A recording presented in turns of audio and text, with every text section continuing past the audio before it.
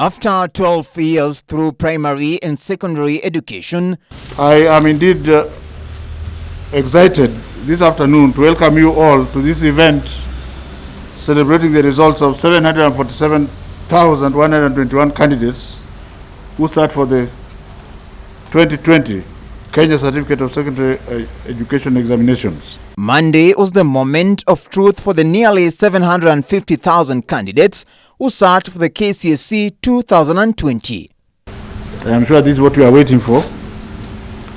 The top candidate this year is from Muranga High School. The index is 87.334. We thank God he's a male. The name is Simiyu Robinson Wanjala. The annual routine came with its usual pomp, complete with its tradition of naming top achievers, many who scored grade A's, much to the acclamation of those in attendance. The Kenya High School. You can see even you are clapping more. What followed were the pictures and images of top achievers being carried shoulder high, receiving praise from family, friends and the nation at large.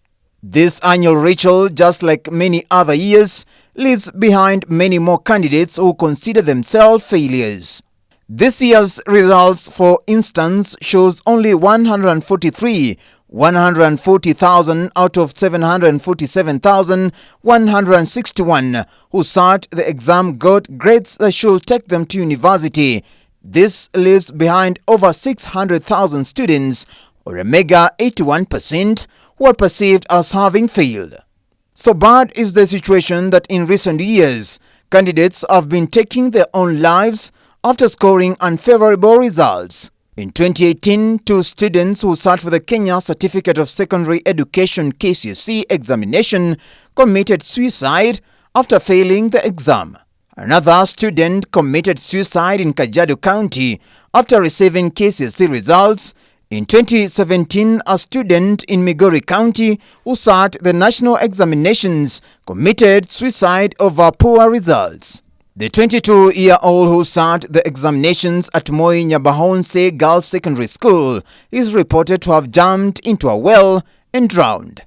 Now, I think the way we have been socialized, the first thing is, we are told from a very early age, you need to get a straight A. If you don't get like good grades, it's like you're doomed. Yeah. But according to career mentor Joan Thuo, not scoring an A in the exam should not be a matter of life and death. What you get in high school is important. I'm not going to say that it's not important. Yeah. It's important because it can help you get a scholarship into into universities. It's important because it can get you into the degree you want to do. However, if you do not get the grade that you want, it's not the end of the world. Because there are people who get A's and don't end up being successful. There are people who get A's and end up being very successful.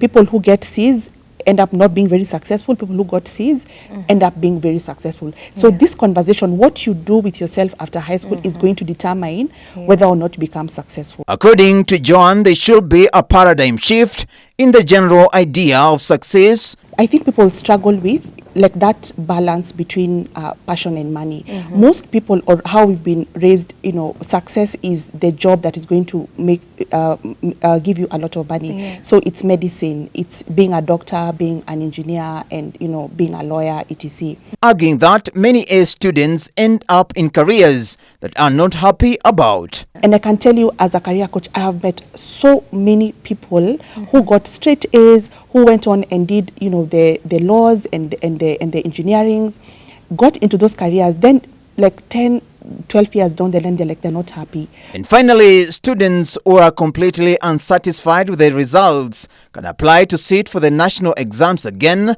in the commencing year. Even those who will not have performed well, we must still give them, including the ones with E, we must give them an opportunity, because that E does not mean failure. So if you are in 80% who did not get a C+ and above, don't worry, as E does not necessarily stand for the end of life. Money will always follow passion. So you want to do the thing that you love to do. Davis Mberia, Ebro News.